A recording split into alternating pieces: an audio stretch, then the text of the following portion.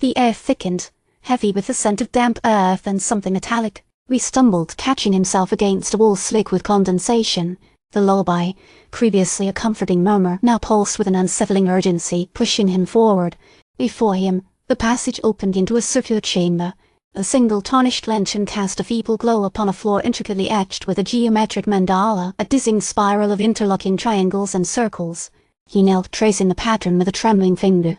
It felt alive, humming beneath his touch. A voice, ancient and sorrowful, echoed within his mind, not through his ears. Asterisk the weaver's loom draws near. Beware the fragile threads. Do not break the pattern. Asterisk the words dissolved as quickly as they appeared, leaving Rhys disoriented and chilled. Then, a sudden lurch.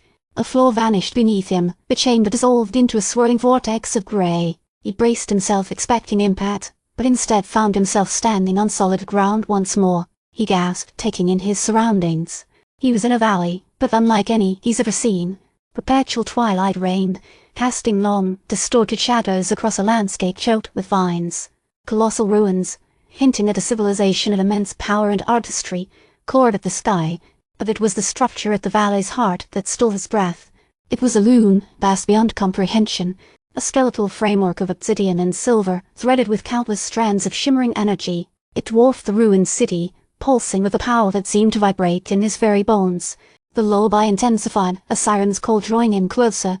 Asterisk the threads must be mended. Asterisk it seemed to whisper.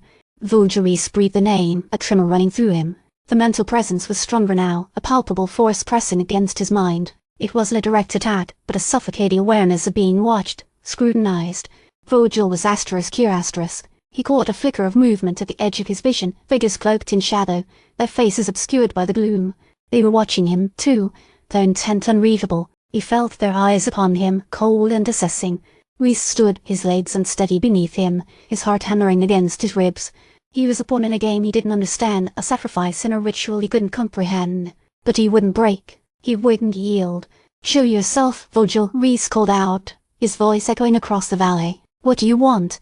The shadows did not answer. The loom pulsed with a malevolent energy, and Rhys knew, with a certainty that chilled him to the core, that the final confrontation had begun.